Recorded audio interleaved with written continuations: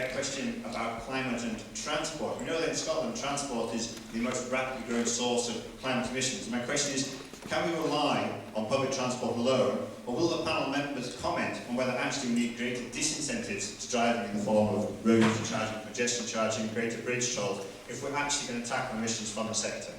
Okay. Well, let's hear from Sarah Boyack. You need to... Sorry.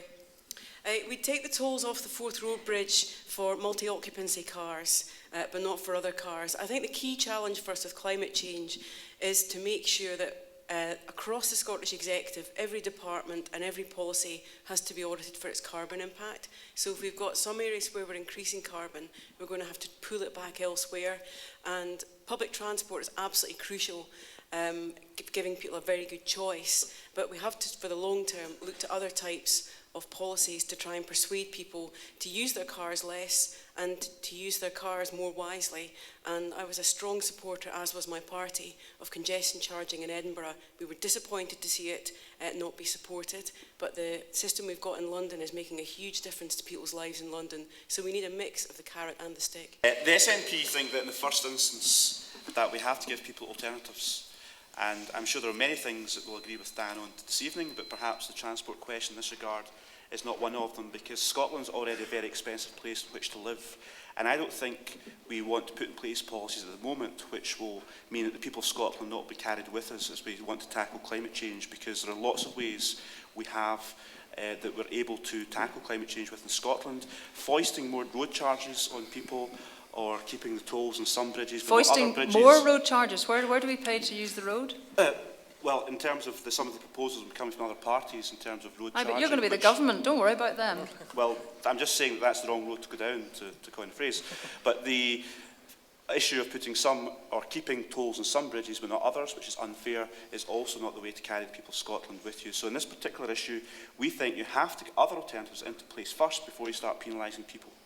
I think there are two issues in relation to the first question.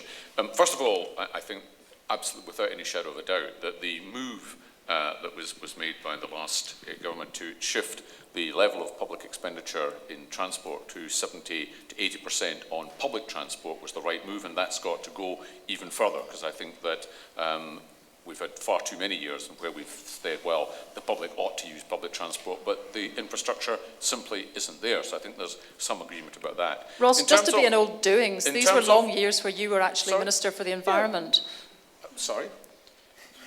No, well, you know, those long years were years where you were actually running in the environment.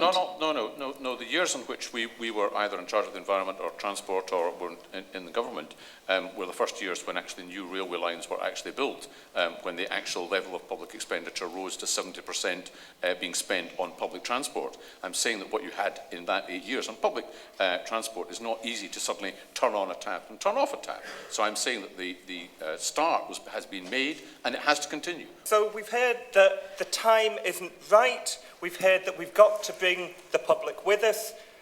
But these are the same politicians who I'm sure later on in the evening will talk about the urgency of doing something about climate change. But then when it comes to making the decisions where we need real leadership, they say the time isn't right, the public aren't with us, we can't do anything but build a few more motorways. No. The reality is...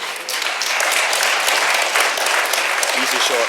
The reality is car travel is going up by less than inflation. Bus journeys, rail tickets are going up by much more than inflation. So it's becoming effectively cheaper to drive.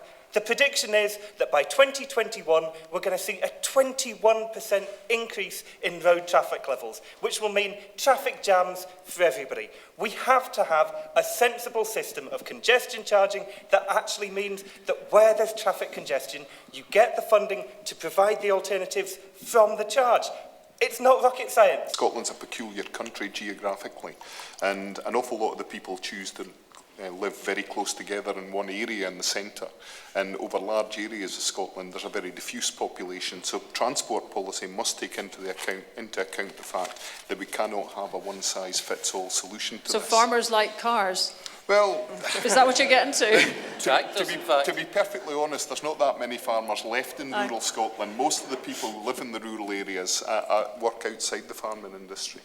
But what we must remember is that the one-size-fits-all approach doesn't work. So what does? Come on, let's hear what you do want to do about public transport. What we want to do is ensure that there is a development of public transport, and Conservatives, of course, have supported development of rail networks. However, we do find ourselves at odds with some of the proposals, in that things like the Edinburgh Airport rail link, for example, the government are determined to force through the most expensive possible option, when it could have been done at a fraction of the cost.